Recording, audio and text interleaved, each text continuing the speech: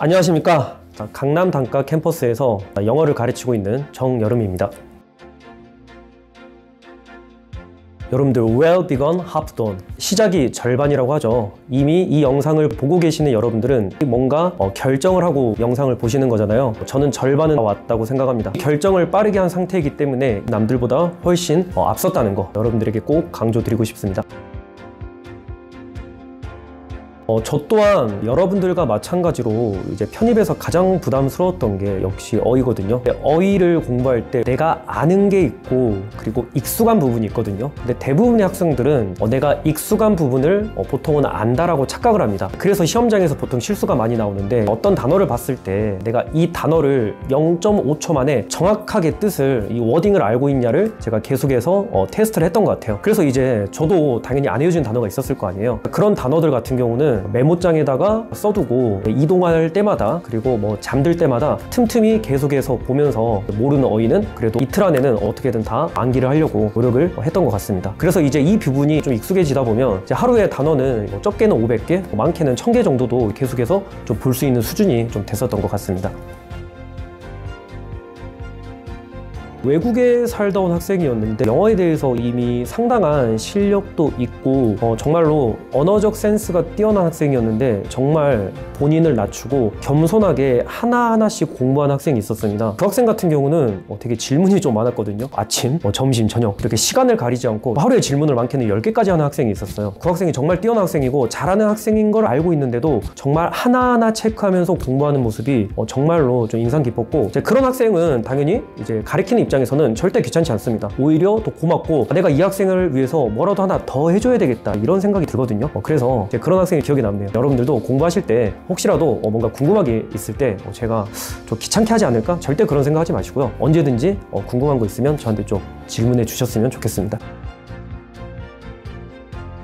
학생이 한 명 있는데 인포메이션 있잖아요. 일단은 정보라는 단어도 몰랐었고 어순이 어떻게 진행되는지를 아예 이해를 못한 학생이 있었어요. 영어를 한국말로 이해하는 학생이 있었거든요. 편입 영어라는 것도 영어거든요. 영어가 만들어진 논리, 원리는 똑같습니다. 그 원리라는 건 사실 너무 쉬워서 초등학교 6학년, 중학생 정도 수준이면 누구나 이해할 수 있는 거거든요. 영어의 아주 기초 원리부터 왜 이런 동사에서 보어가 나오는지, 왜 이 동사에서 목적어가 2개 나오는지 그 원리를 하나하나씩 설명하다 보니까 어느 순간 영어를 되게 암기로만 이해했던 학생이 영어의 원리를 받아들이고 영어를 깨우쳐서 이제 점수가 엄청나게 급등하는 사례가 있었거든요. 정말 영어의 어순도 모르고 쉬운 단어도 모르는 학생조차도 편입 문제를 풀고 충분히 합격할 수 있습니다. 내가 초보자라고 해서 너무 그렇게 겁먹지 마시고요. 처음부터 잘 배우면 편입 영어도 충분히 쉽게 접근할 수 있습니다.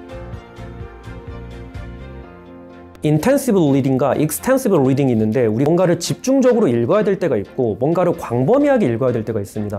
우리가 실력이 완전하지가 않은데 급한 마음에 되게 양치기를 하는 학생들이 많이 있거든요. 여기 있는 선생님 거 듣고 저기 있는 선생님 거 듣고 남이 좋다는 문제집은 죄다 수집해서 이것저것 쌓아두고 풀고 있는데 정작 제대로 푸는 건 아무것도 없고 실력은 안 쌓이고 시간은 가고 마음은 급해지고 시간과 돈은 다 쓰고 정작 실력은 안 늘고 정말 최악의 케이스라고 생각하거든요. 여러분 급하더라도 스텝 바이 스텝 하나씩 쌓아나간다는 느낌으로 내가 정확하게 알고 넘어간다는 마음으로 공부하시고 그 다음에 양치기가 의미가 있는 거지 질적으로 충분한 공부도 하지 않았는데 양으로 몰아친다? 절대 어떠한 효과도 누릴 수 없다는 거 꼭 강조드리고 싶습니다. 절대 양으로 승부를 보지 않으셨으면 좋겠습니다.